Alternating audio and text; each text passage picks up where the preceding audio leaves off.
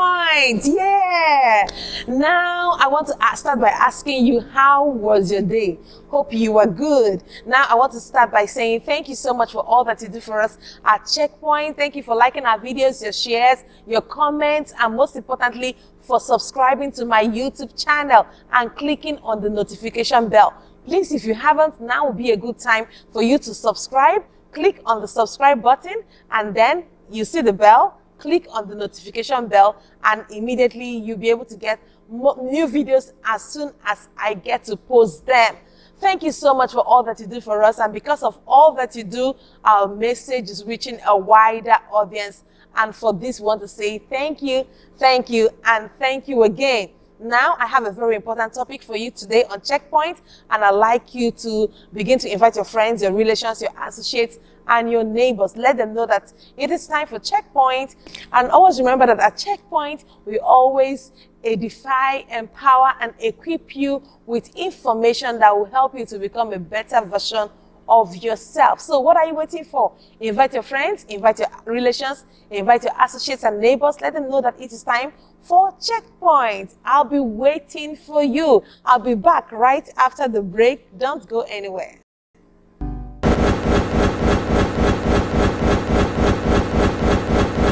All right, welcome back to Checkpoint. I hope you have invited your friends, your relations, your associates, and your neighbors already. If you just joined us, go ahead and invite your friends, your relations, your associates, and your neighbors. Now, I have a topic I'd like to share with you today, and this topic is so interesting. The topic is marriage mistakes singles should avoid. Marriage mistakes singles should avoid. Now, because of Checkpoint, I get to talk to people generally as it relates to life. I get to talk to the married, I get to talk to the singles. Now, today, it's for the singles. And if you're married and you're watching, I believe so much that there is value, information that you'll be able to get today that would greatly help your life or help the life of somebody around you, okay? So we'll talk about marriage mistakes that singles have to avoid. So when it comes to marriage, there are several mistakes that people make, you know, and most of the people that make these mistakes, they don't make these mistakes because they are not smart or because they are not learned. Some of them are very learned, some of them are smart, but they keep making these mistakes because sometimes they allow their emotions to take the better part of them. But we have to do what is right for our lives, for our relationships. And that is why I'm sharing with you marriage mistakes that singles have to avoid in order to have a very good relationship in marriage. Now, I'd like to share number one marriage mistake that singles have to avoid in their relationships. And number one is marrying someone who does not have the fear of God. Marrying someone who does not have the fear of God. The Bible makes us to understand that the fear of God is the beginning of wisdom. When we talk about fear of God, we are not talking about fear for God. There are people who have the fear for God. So they believe that God is one big, gigantic being that it's there with a big sledgehammer looking for people to destroy. Now, that is fear for God. But fear of God simply means that they have this reverence for God. They honor God. They acknowledge Him in every single thing that they do. So if you are there, if you are out there and you are still in a relationship, please figure out for yourself if the person who you want to get married to already has the fear of God. The fear of God is the beginning of wisdom. Ability to acknowledge God in all that you do. Ability to carry God along. That's basically what it means to acknowledge Him. You do not start any project without Him. You do not do anything without Him. You wake up in the morning, you acknowledge Him in all that you do. You let Him know that you let Him be Lord and Savior of your life. Now, some people might be like, oh no, I don't want a churchy person as a husband. But the truth of the matter is this, time will tell. Some say, I don't want a churchy man as a husband. Some say, I don't want a churchy girl as a wife. But eventually you would see that, in fact, a born-again spouse is a blessing, is a huge blessing. As a matter of fact, you are the first beneficiary of a God-fearing spouse. Let me say this again. You are the first beneficiary of a God-fearing spouse, which means that if you have a God-fearing spouse, you are the first person who is going to benefit from having that God-fearing spouse, which means that you are the first person that would reap the benefits. You are the first person that will experience the goodies involved in marrying somebody who fears God. You've heard people who are not even church going, people who are not even born again, but they'll tell you, I want a woman who prays. I want somebody who is able to talk to God, because they know, they've seen the value over time of the value of having somebody who truly, truly, truly fears God. So I don't know what you're doing with yourself right now. You might be in a relationship and you are saying, oh, don't worry, we'll find God together. It's better you find God now when he can be found. Okay? Find God now that he can still be found. Because the time will come when it will just be too late for you. So we'll say we don't want a churchy wife, we don't want a churchy husband. But at the end of the day, you discover that if you do not go ahead and have somebody who really, really fears God, at the end of the day, you have lots and lots of regrets, many sleepless nights, many nights when you have to cry on your pillow simply because you have somebody who does not fear the Lord. All right? So when we talk about fear of the Lord, remember we're talking about reverence.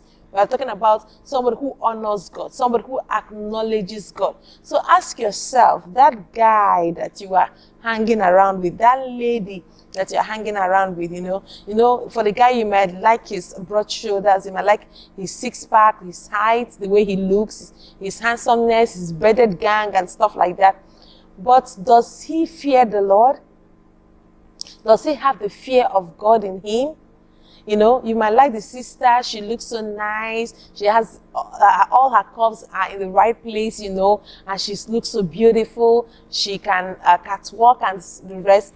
But does she have the fear of God? The fear of God will distinguish them in life. The fear of God will make them different. The fear of God will make them somebody you can deal with, somebody you can marry. Listen to me. The fear of God is not equal to going to church. There are people who go to church, but they do not have the fear of God in them. And like I said, it is not fear for God, it is fear of God. Fear of God simply means that you acknowledge God in all that you do. You make him Lord and Savior. You make him your principal target, your principal object of worship. You make him your focus. That is what it means to have the fear of God. So one of the mistakes you can ever make is marry somebody who does not have the fear of God. Years ago, I found myself in a very tight situation. My family wanted me to marry a particular person, but then I knew this guy did not have the fear of God. And I stood my ground. I insisted. It was not easy. It was not funny. I can assure you. Okay, it was one of my very difficult times as a spinster. As a young girl, I had a lot of difficulty, but you know what?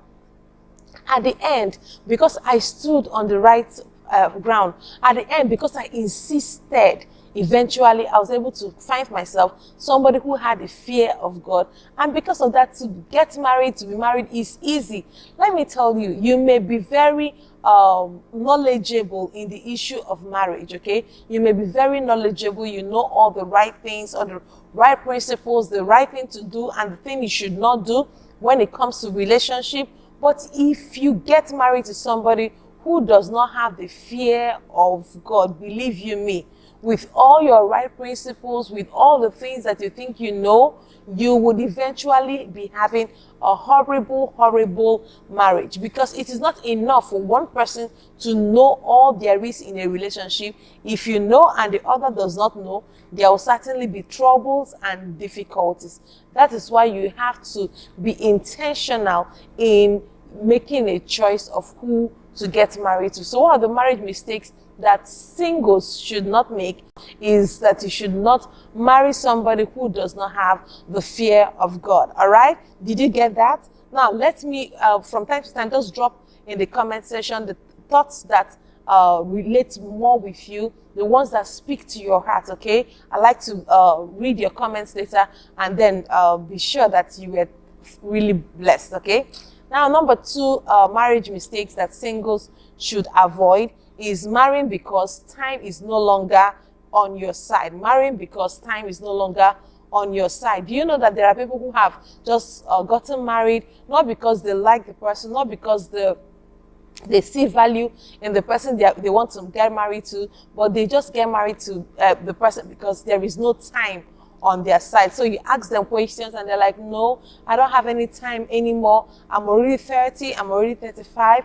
Time is no longer my friend. You know, if I leave this person, who else will I get married to? And stuff like that. These are the things that make people lose it. These are the things that make people make terrible errors in their marriage. So you cannot afford to make that kind of mistake.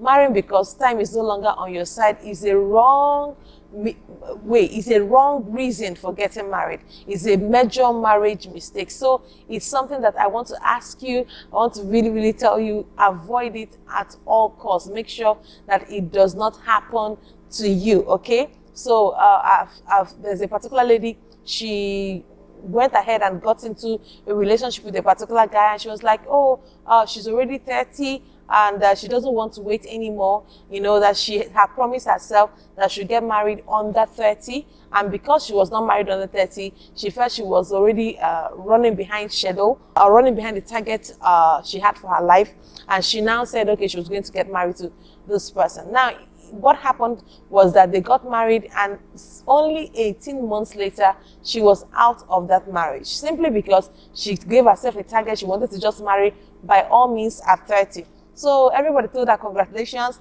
it was celebrated, and all the fun fair that happened. But at the end of the day, what happened? She also fell out of that marriage. That is why you cannot afford to do that to yourself. So if you're out there and you're listening to me and you can hear me loud and clear and you understand what I'm saying, it's important that you do not make this mistake. Don't say, oh, time is not my friend, time is against me, oh, I have to hurry. There is no need to hurry, you know. It's commonly said, if you rush to Russia, you'll be rushed back. If you rush to Germany, you will be jammed at the end of the day. So don't rush into marriage simply because you gave yourself a time and then you feel that time is no longer your friend. Wait, there is blessedness in waiting. There is a blessing in waiting. You can't say I've waited for too long. No. You can't say I'm tired of waiting. No. Just know you are waiting, and make sure that while you are waiting, you are not wasting. Most mistakes that singles make is that they say, okay, I am waiting, and they practically do nothing while waiting. So it's one thing to wait, it's another thing to waste. So many people, they say they are waiting, but in reality, they are wasting. You are not incomplete because you are not married. Let me say this again. You are not incomplete because you are not married. As a matter of fact, those who are married, they get married as whole persons. Which means that you have to be whole in order to get married, okay? So don't get married with a half of you. Don't get married with just a part of you. When you get married, you have to get married with your whole self. So two whole people, a male and female, come together and they actually get married. And that's how it should be. So don't waste while you wait. So while you're waiting, what do you do while you're waiting? While you're waiting, look for things to keep yourself busy with, all right? Look for things to do with your life. Look for things ways you can be improving yourself, working on yourself, developing yourself, improving on your career, improving on your academics, improving on your business skills or your other hard or soft skills. Make sure you are doing something with your life. Don't fold your hands and say, I'm waiting for the person I'll marry. So when I get married to the person now, my life will begin. No, your life has begun. So just keep living your life, all right? Keep living your life. Keep doing what you are already doing. Don't say, I'm going to start living when I get married. That's not how it works, okay? So that is very, very important. Number 3 marriage mistakes that singles should avoid is marrying someone who does not value you or your opinions. Marrying someone who does not value you nor your opinions. It's important that you marry somebody who values what you value, who looks at you and believes in your principles, believes in your, that is if you have a principle. Because there are people I see, they are young, they have no values. I asked a particular lady, she was like, oh, I don't need to have a value. When I get married, my husband's value will now be my value. It doesn't work like that. So you need to have your own values, your own principles, your own beliefs, things that you know that these are very fundamental to who you are. It is fundamental to your existence, Fundamental. In fact, they are your barriers, the things that you can and will never do. All right. So have those values, and then make sure that when you want to get married, you get married to somebody who values you and who values your opinion. Who values you, who values what you value, who values your opinions. Do you know there are people in a relationship, in marriage, they cannot even advise each other. All right. So whatever you say is rubbish. Whatever he says is rubbish. That should not be the situation. That should not be so. The Bible says that two are better than one because they have a good reward for their labor. Don't be like the person, there are two of you in a marriage and yet you are laboring alone. You can't labor alone. There are two of you in a relationship, in a marriage. Both of you are meant to make it work. And the reward is reward for two gotten by one. So don't find yourself in a situation whereby you are saying, oh, I don't have to do anything. No, no, no. It is when two work together, there is reward in it. There is reward in it. There is blessedness in it. So this is very, very important. Marry somebody who values your opinion. You know, two good heads, they say, are always better than one. But may the second head not be a coconut head. May this other head not be an empty head. Let it be two good heads. That would certainly be better than one, okay? So marry somebody who would want to ask you, what do you think about this? What do you feel about this? Do you think we should go ahead with this? Do you think we should do that? What other idea do you have? That is very, very invaluable, because at the end of the day, every human being wants to be able to contribute. Every human being wants to have that feeling of being valued. And if that is taken away from you, life can be very, very empty. Life can be very, very vain for you. So that's why you really, really need people, somebody in your life who values you, who values what you value, and who values your opinion. Your opinion should count in your marriage. You should not, I've seen situations whereby a man says, I am the man of the house. And because he's the man of the house, a woman should not have any say. That is wrong. That is very wrong. Your wife has a brain. And in most cases, she's even went to school. She was even trained. So there is something that she has to contribute, no matter your level of exposure. All right? I heard the story last week about a particular a couple. They had a child who was in the hospital, and the child was about being operated upon. And then the doctors had asked for a signature from a parent. And the mother of the child was right there. And she said, I cannot sign until my husband comes. And the husband was in Lagos traffic. Now you know what Lagos traffic looks like. So the man was stuck in traffic, and they called and said, your child needs an emergency surgery. Can your wife sign while you come? He said, no, my wife cannot sign. She's a woman. She's going to wait for me till I arrive. Unfortunately, by the time uncle arrived, his child was dead. So he cannot go and be a man and a boss to a dead child. It's pathetic, it's painful, but the truth of the matter is that we should make decisions with wisdom. And we should marry people who we value their opinions. What's the essence of getting married to somebody? What's the essence of two coming together if the opinion of the other one will not be valued? That's wrong. And that should not be permitted or even allowed. So the man came back. By the time he passed through the traffic, the child was already gone, and the mother was there crying. Honestly, I don't know if I was supposed to feel sympathy for the both of them, but it's a sad situation. It's really a sad one. I don't know how many of you on social media, on Facebook, you also heard about the woman who just died. That was 2 weeks ago. She was pregnant. She came to a point her blood pressure was high and stuff like that, and she needed surgery because the vaginal birth was not working anymore. And then the husband said, no, my grandmother did not give birth through surgery. My mother did not give birth through surgery. So my wife will not start a new cycle in her lineage. So she's not going to give birth through surgery. And the man said, the same way my grandmother gave birth, the same way my mother gave birth, that's how you are going to give birth. And eventually, the lady died together with her pregnancy. You know, the family can cry, the family can make noise, there will be outrage on Facebook or other social media platforms, But when that is done, the lady is dead and she's dead. She's not coming back to life. And that is why you really need to get married to somebody who values your opinions. Don't take this for granted. It can manifest in several ways. It does not have to just be medical. Somebody does not take your opinion in little things. It's in the big things that the person is going to take your opinion. So marry somebody who you are sure the person listens to you. All right, so let's talk about number 4. Number 4, marriage mistakes that singles should avoid. Number 4 marriage mistake that singles should avoid is living in the same apartment with your in-laws to be. Living in the same apartment with your in-laws. Whether they are already in-laws, whether the in-laws to be, just don't live in the same apartment with your in-laws. Somebody will be like, oh, in Africa we have an extended family system. Everybody is an uncle to somebody and a niece to somebody and an aunt, and oh, please spare me all of that.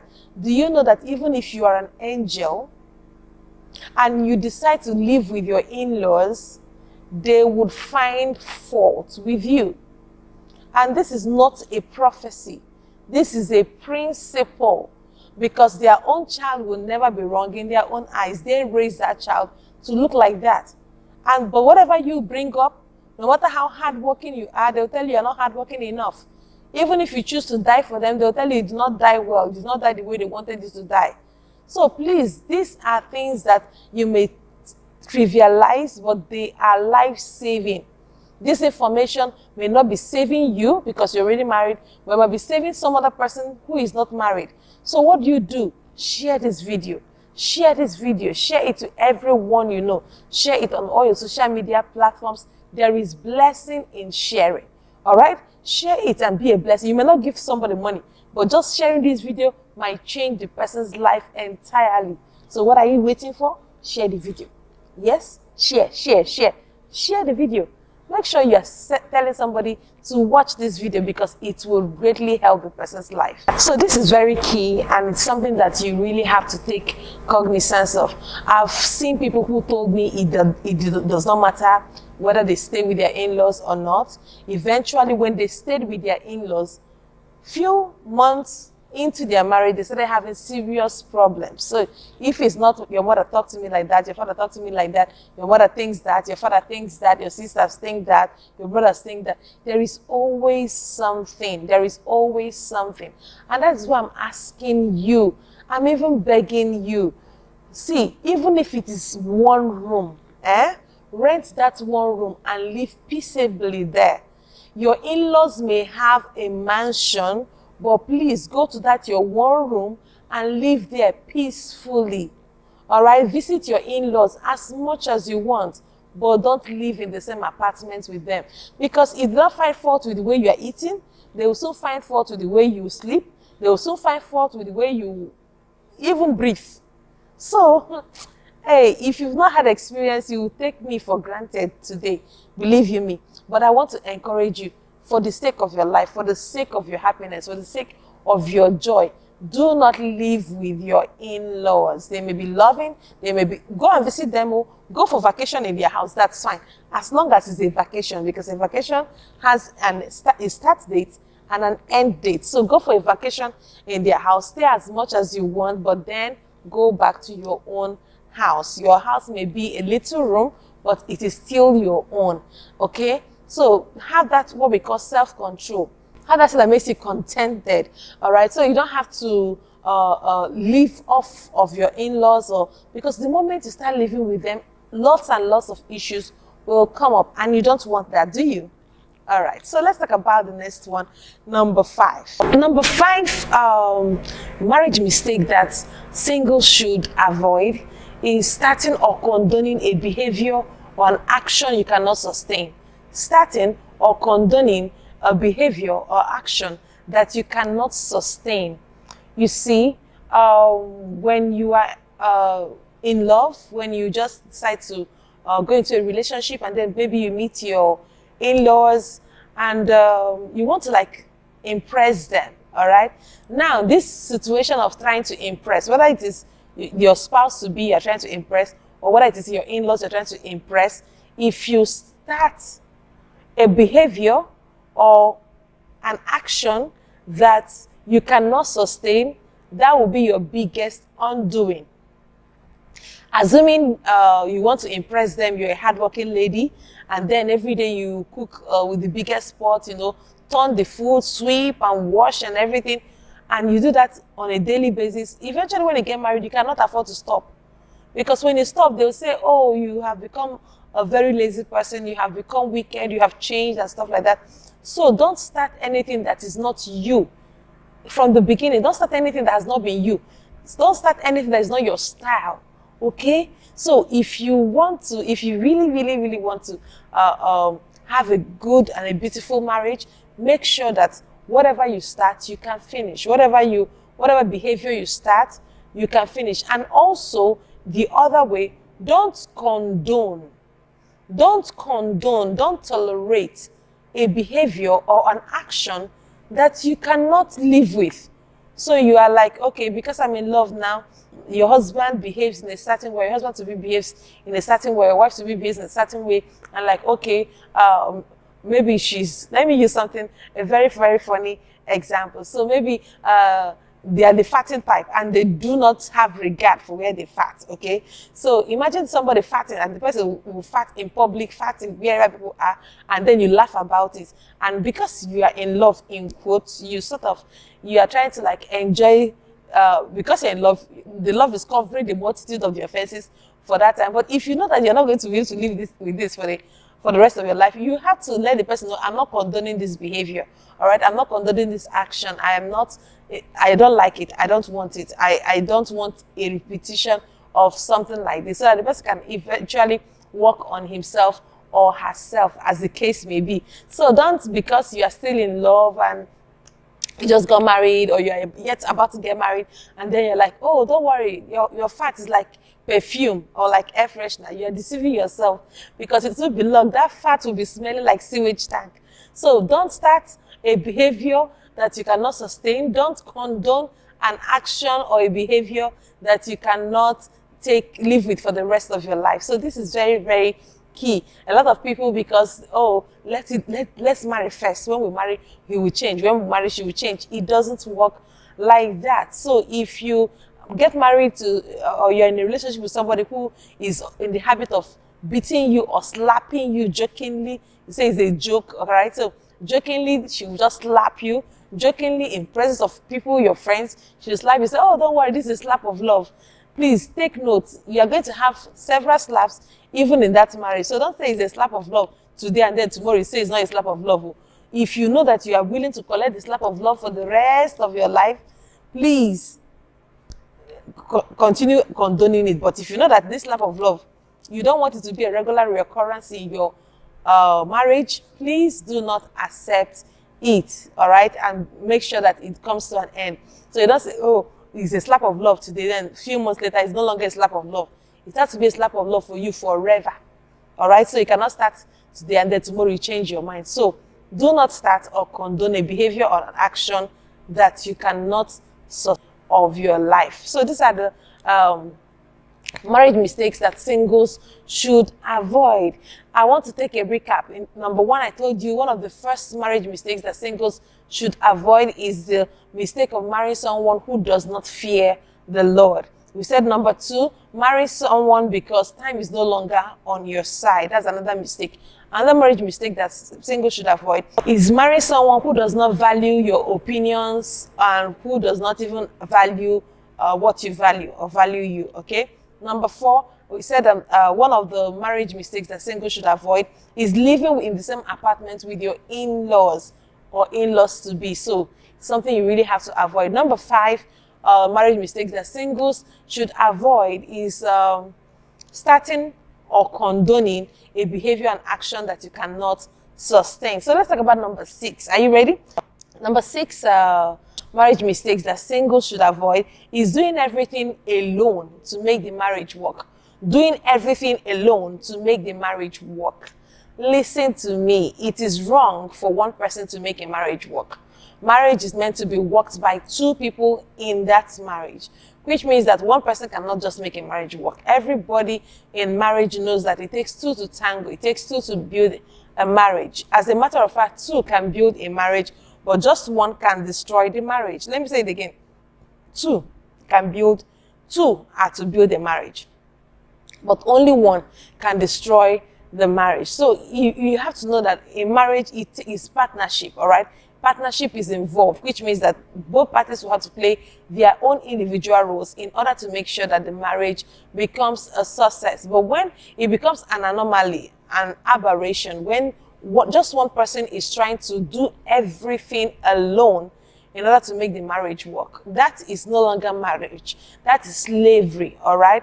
It has left the borders of marriage and it has become slavery, when you have to slave yourself in order to make the marriage work. There are people that you see, they'll say, oh, I'm the only one making the marriage work.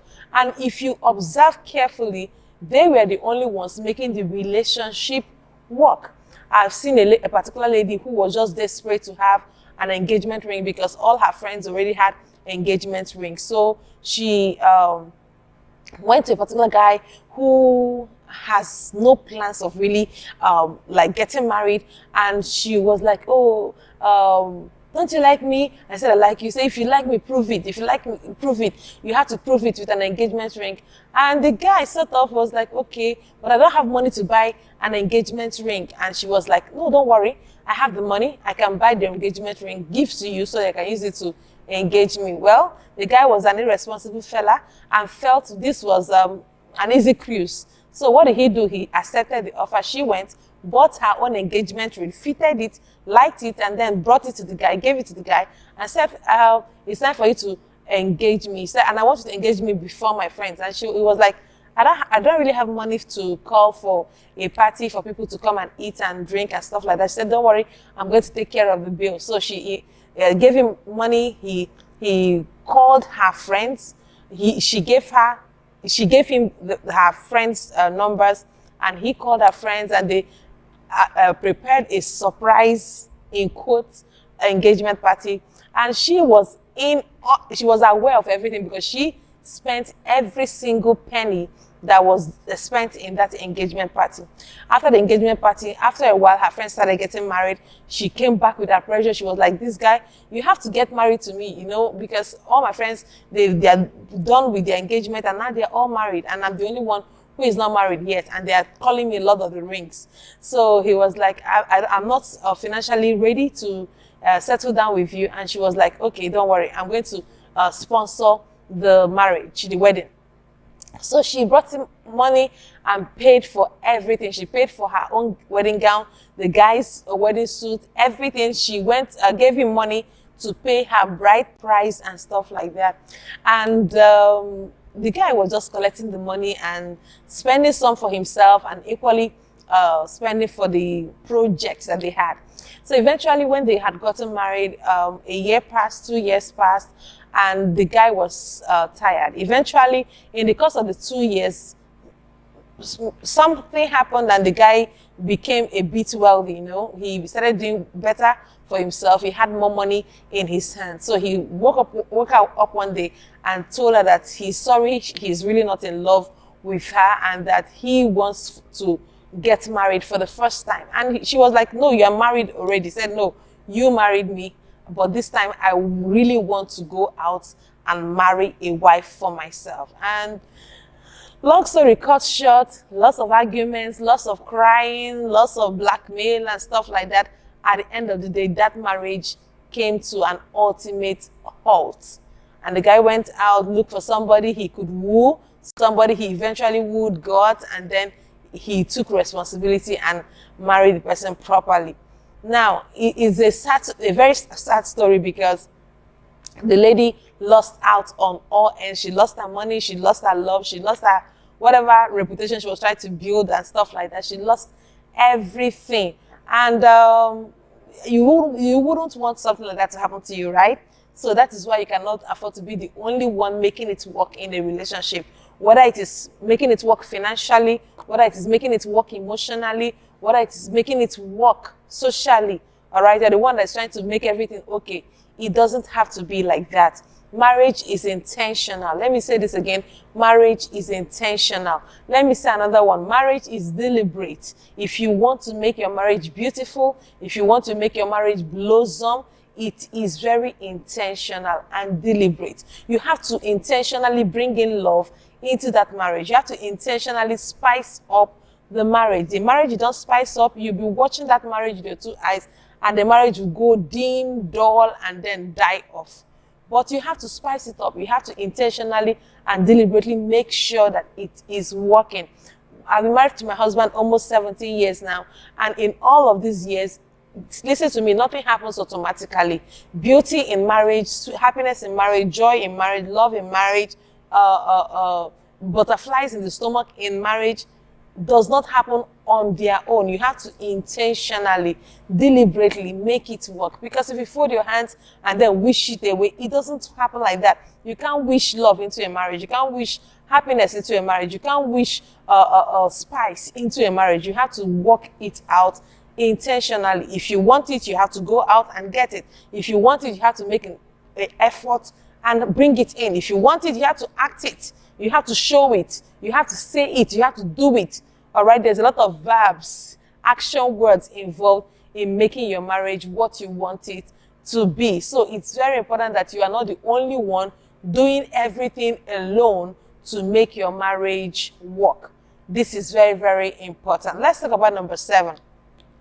Number 7 marriage mistake that singles should avoid is marrying someone who does not treat others well, or marry someone who is not answerable to anyone. Marry someone who does not treat others well. This is a marriage mistake you cannot afford to make, because there are people, they treat you well because they've told you they love you, they've told you they want to hang around with you, they've told you they want to spend the rest of their lives with you, and they treat you well, but they treat every other person around them badly. So you see sometimes they will treat their fathers wrongly, they will treat their brothers wrongly, and what makes you think that they will treat you better? It doesn't work like that.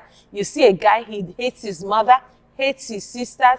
What makes you think he's going to love you? All right, whatever he's showing is a facade, is an illusion. It won't last, because this is the environment he is. And listen to me, hurt people hurt others. Hurt people hurt others. Damaged people damage others. Nobody can give you more than they have ability to give. Nobody can give you more than they have ability to give. So it is out of the abundance of the heart that the mouth, all right, talks, that it flows from the mouth. You cannot give what you don't have. When you see somebody, he hates everybody, he talks at everybody rudely, but for you, he's not trying to be nice. For you, she's trying to be nice. It's not true. It's not real. All right? That's not the real them. The real them is that one that treats everybody wrongly. Have you seen somebody who treats even the gate person well, greets people at the door? When I go to fast food joints, eateries and everything, those guys that open the door, what's wrong with you telling them good afternoon? What's wrong with that? What makes you feel superior because you came to shop? They are still there, they are working, and they are human beings. So don't ever feel to, whatever you have in life, just know that you have been helped by God. It is the help of God that has distinguished you. It is the help of God that has made you strong and made you standing, all right? And made you privileged and make you richer and wealthier and more beautiful than others.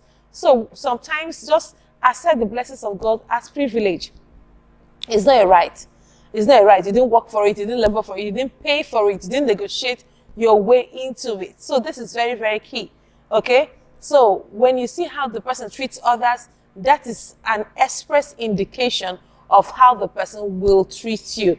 So don't assume that this person that talks roughly to others, that insults people, that he will not insult you. Your own date of insult is just ticking. It will soon come.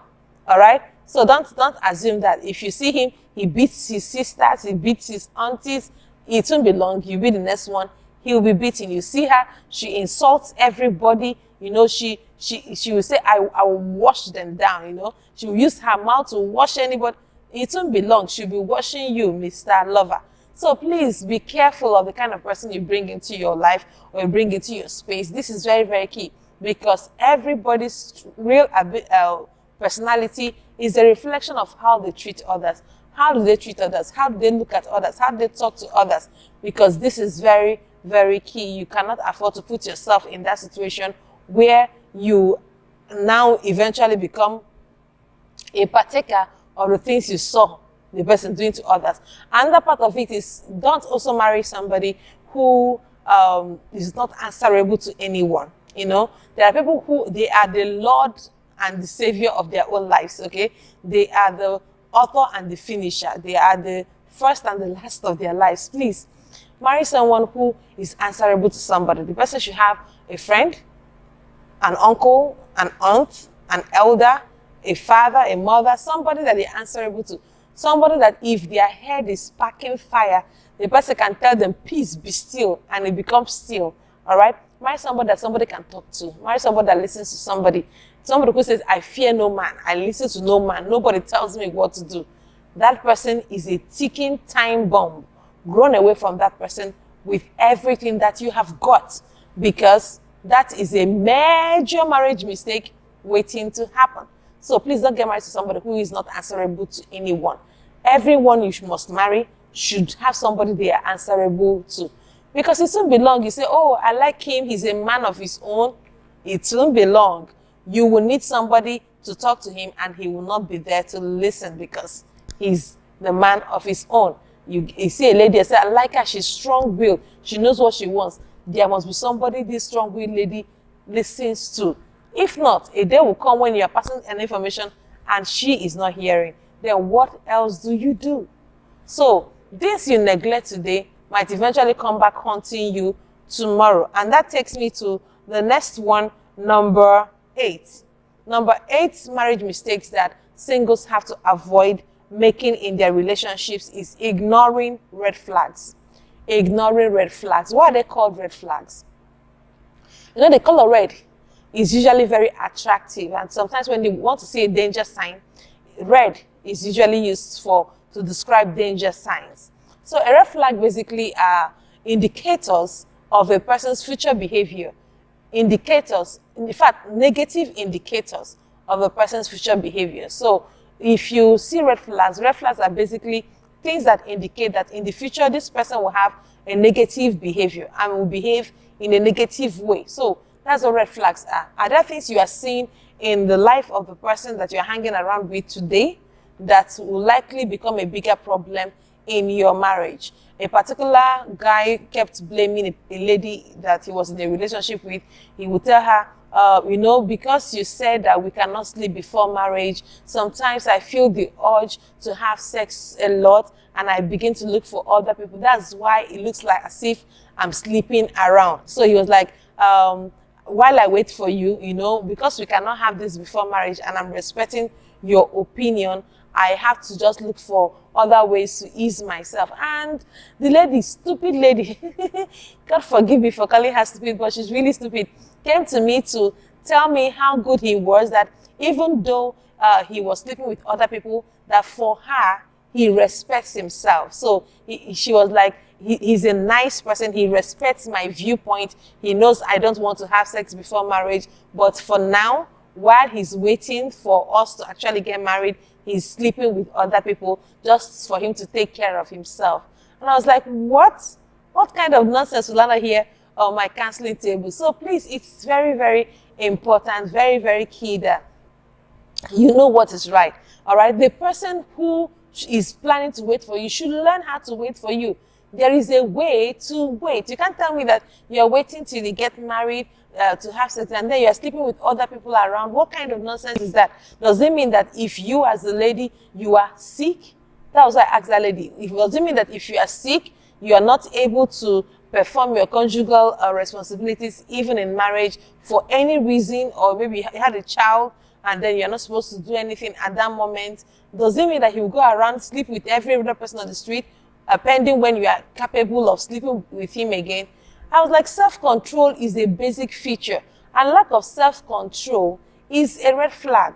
So you have to be watchful. Many of us women, we are the enablers of those bad behaviors. So we are always there looking at condemning bad things that are happening, but somehow we are the ones who are enabling that negative behavior by our actions, by the way we condone and tolerate things that we should not condone. So when you see a red flag, treat it as a red flag. A red flag tells you, danger, danger, danger. Don't go there. Don't go there. That's what a red flag does. And it tells you that's when you should know you should terminate that relationship and have your peace of mind.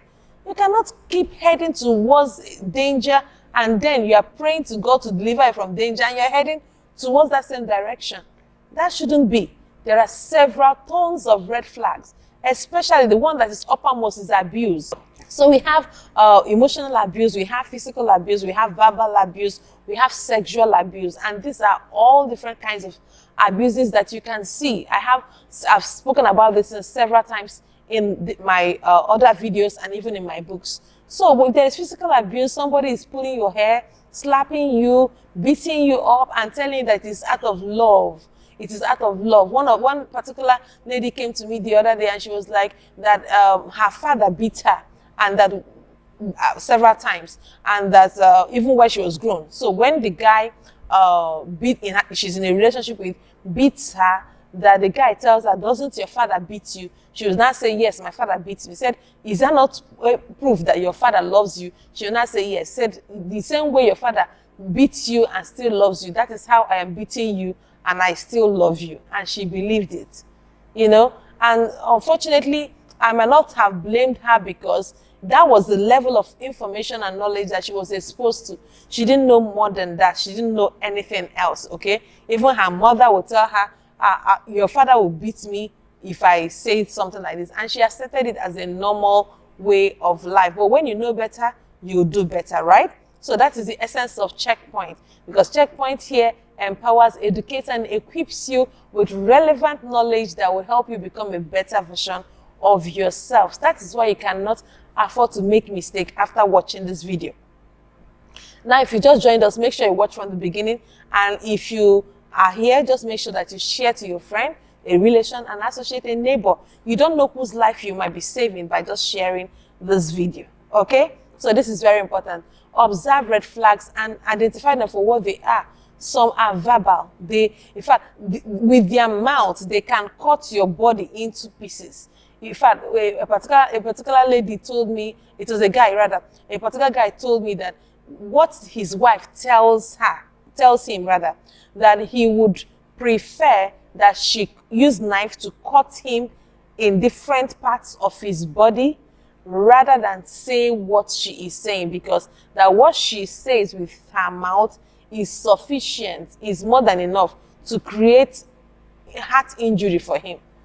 So there are people whose mouths are evil, all right? They are not just razor blade. The mouths are acidic in nature. If they tell you something, what they said just with their mouth can destroy a person's self-esteem for life.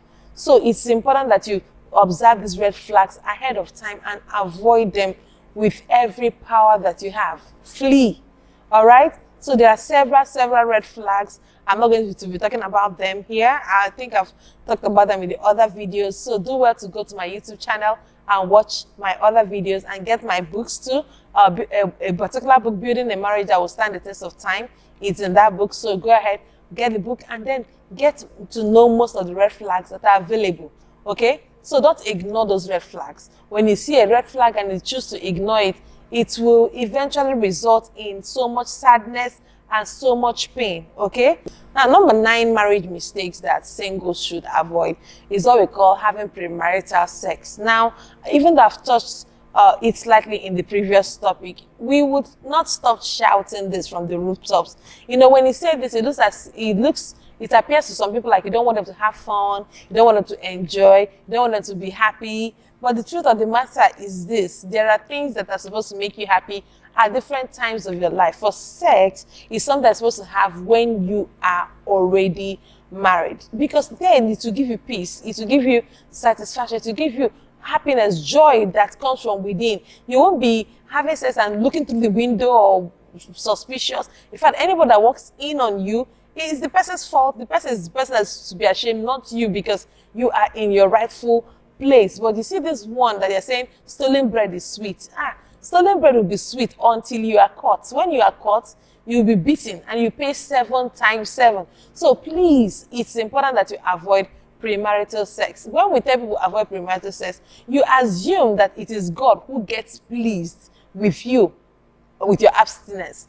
God is not just the one who gets pleased with your abstinence. When you avoid premarital sex, you're doing yourself a whole world of favor, because number one, you will not be confused when you see the red flags. You know, people who are having premarital sex, they won't even see the red flags. So you see somebody who say, I want to get married to the King of England, and then eventually the person is sleeping with somebody in the gutters, somebody in the ghetto, and the person, because they are having sex, the person will not be able to have a clear picture, a clear view of what their future truly looks like and who they should ride with in that future.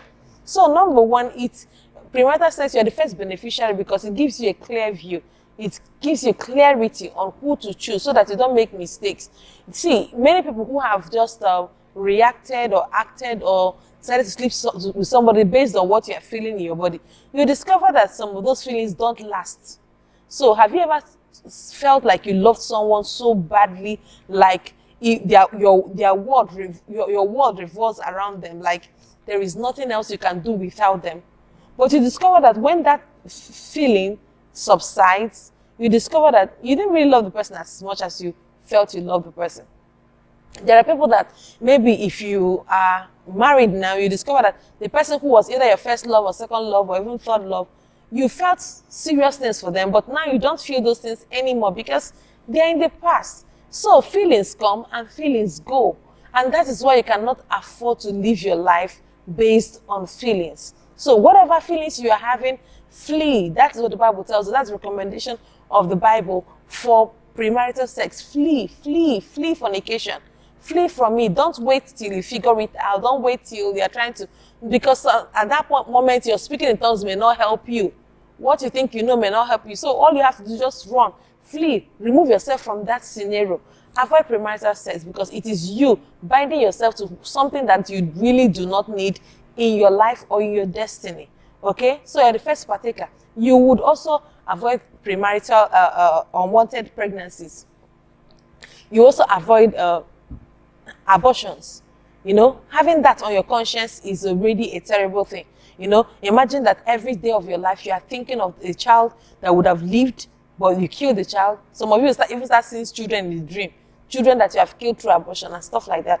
So it's not something you want for your life. It's not something you want for your destiny. Already, life is already as hard as it is. And why would you want to complicate the difficult life already by going ahead to sleep with somebody you shouldn't be sleeping with? So please, this is very important. You avoid a lot of sexually transmitted diseases because you are keeping yourself. So marriage mistakes that singles should avoid is do not sleep before you get married. I tell people, when you keep yourself holy, when you keep yourself sanctified before you get married, what it does for you is that when you get married on a clean slate. You get married with fresh perspectives. And what is most important is that when you now begin to experience the difficulties that would eventually come with life, you can boldly go to God and say, God, I kept my own part of the bargain.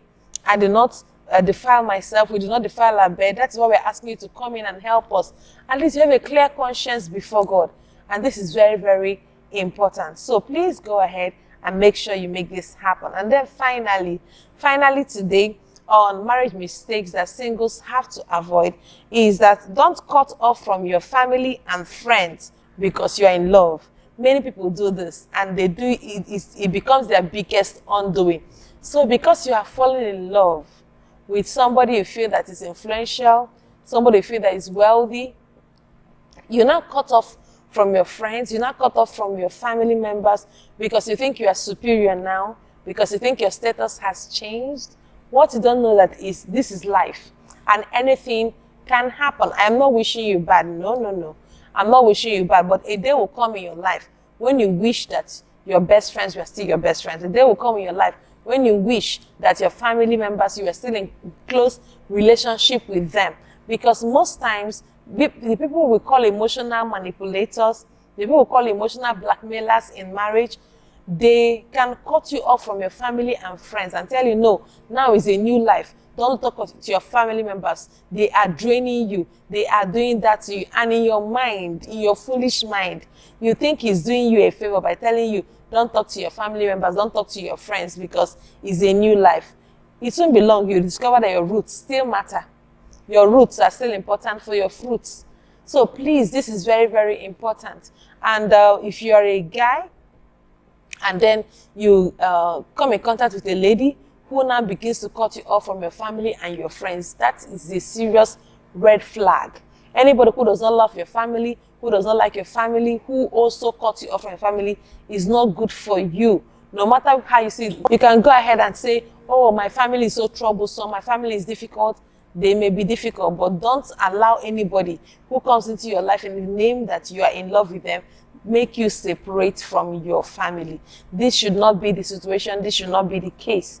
And I want you to know that it's important. Do not cut off from your family and friends, because as you begin to develop fruits in life, don't forget that your roots still matters. The people you started with, it's important that you have a good relationship with them. I believe that you have been blessed today.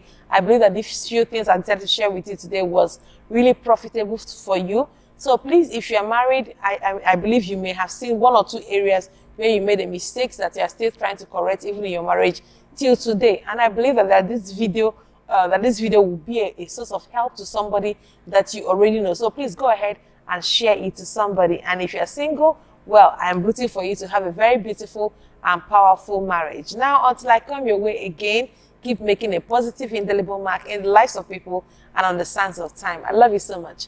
Bye-bye for now.